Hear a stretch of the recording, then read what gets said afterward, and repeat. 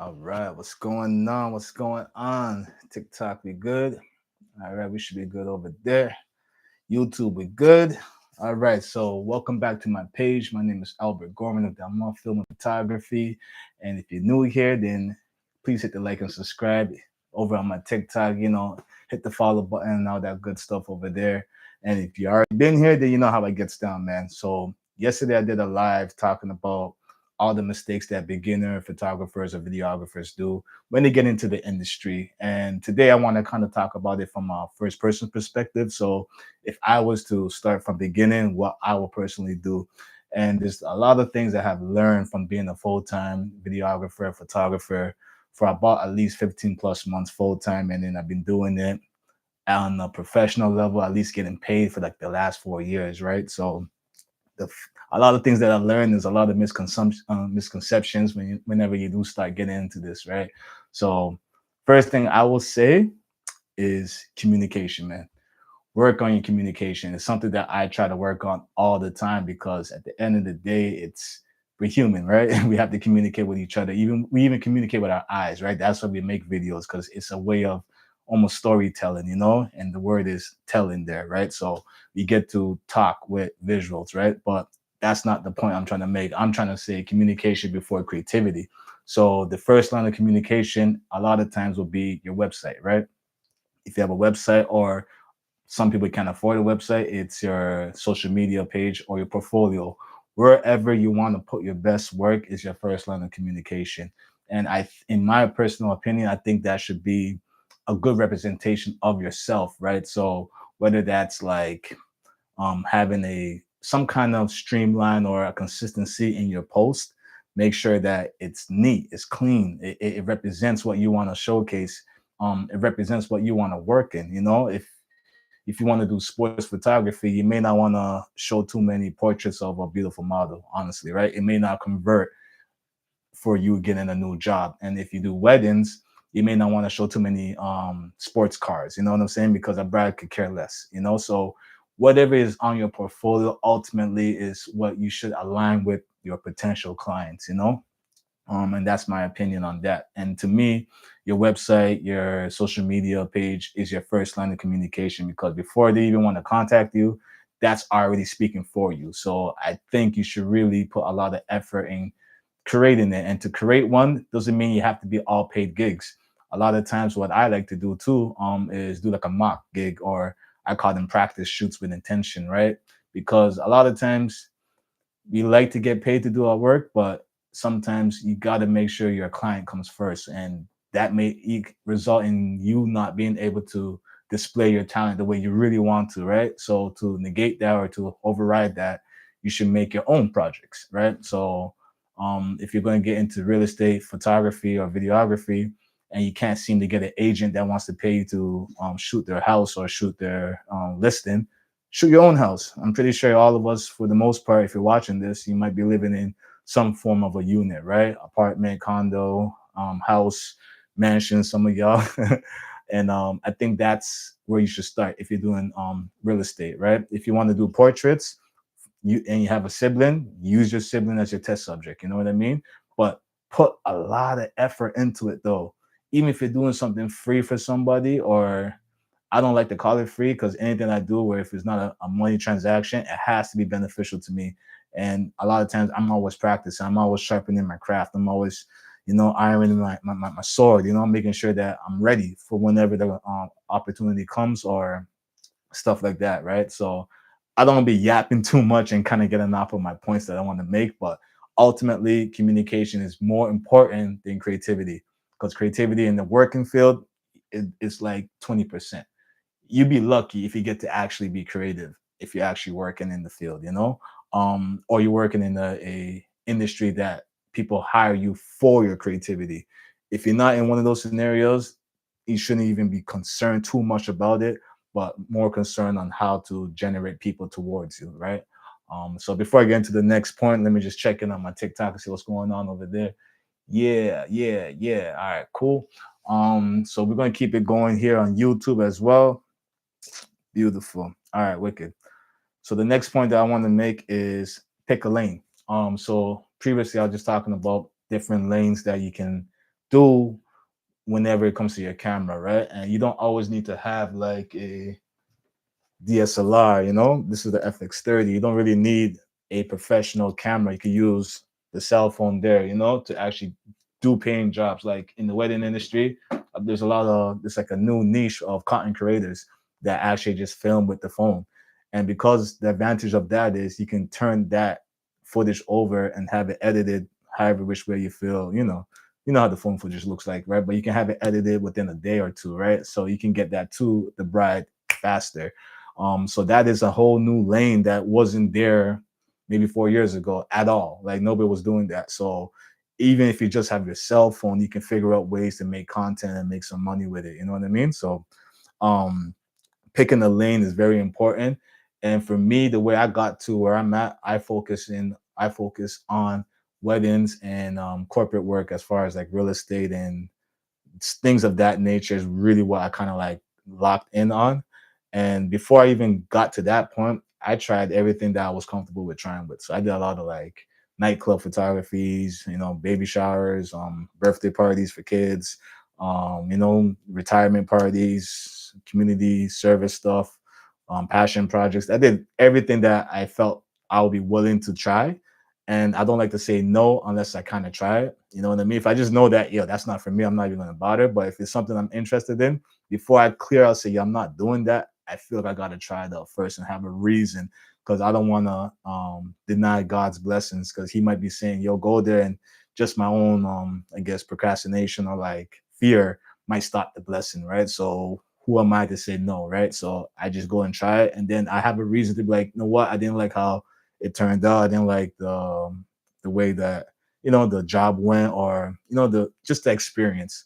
So you decide you're gonna stop that, right? So picking a lane is super key, and it takes time though. Like, don't think once you get into it, you're gonna have a lane to choose because things are fluid.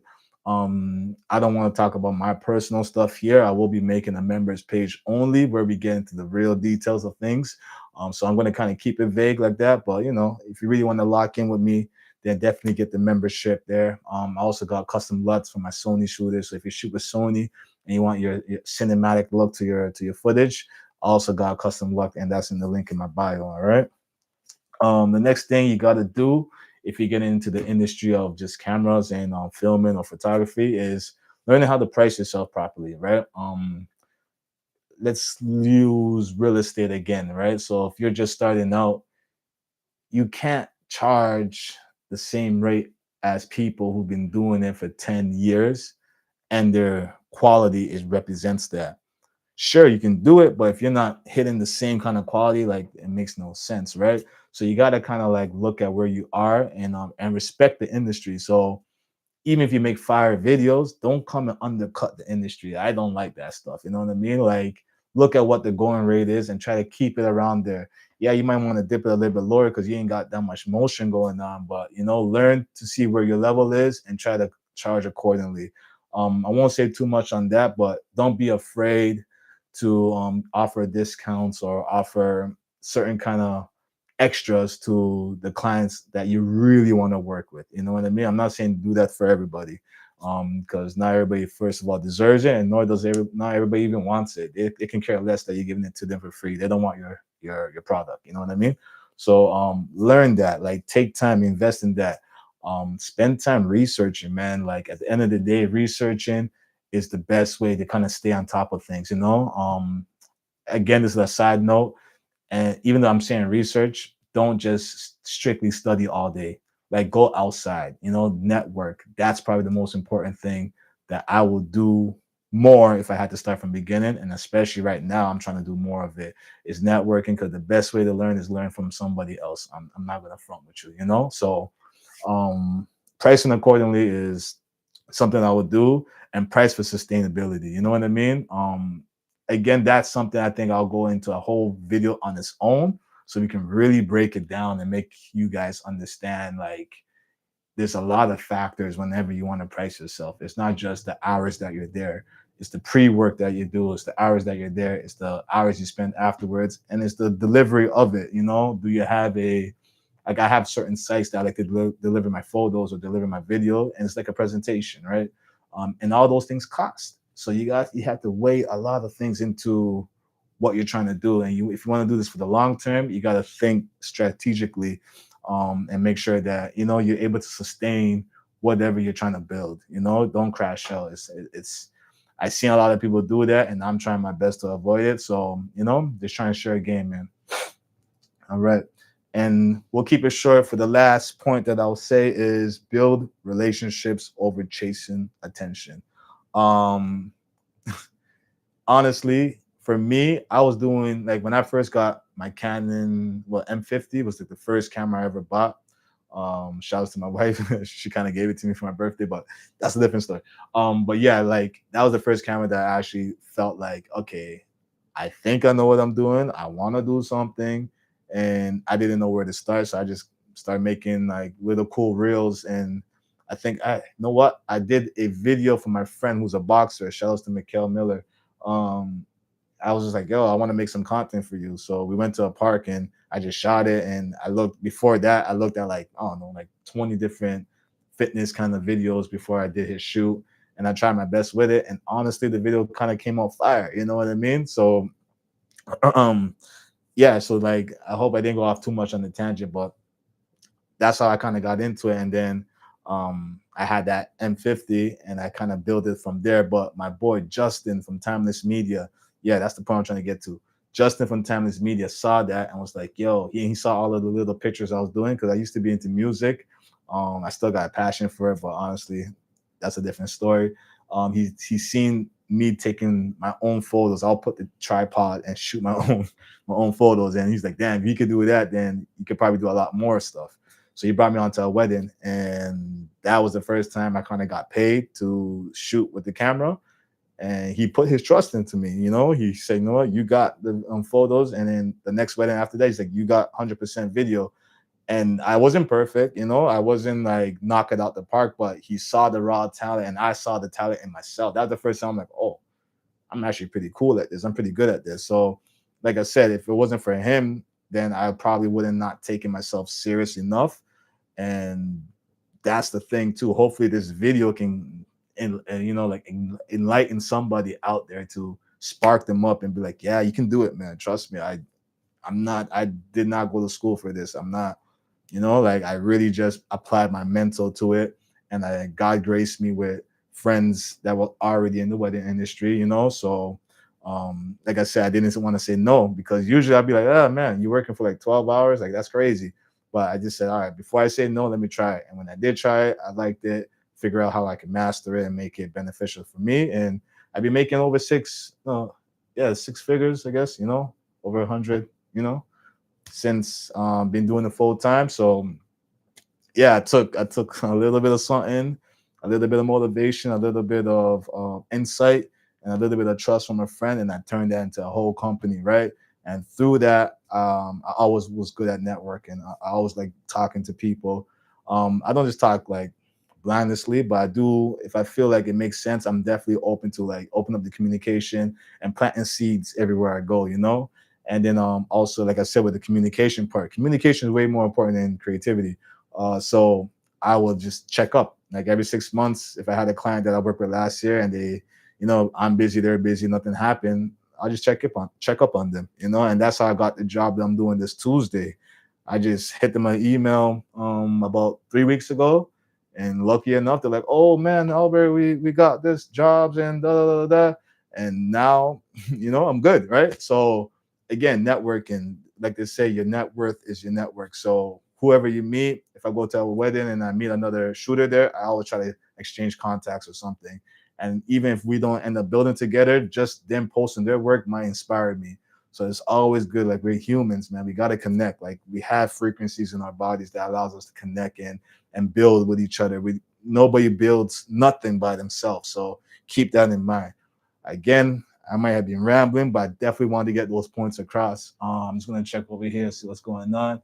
Not too much motion over here. That's all good. YouTube, thank you for rocking with me. That's the video for today. I gotta get back to editing, and yep, that's it, man. So hopefully y'all good, and I'm out. Peace.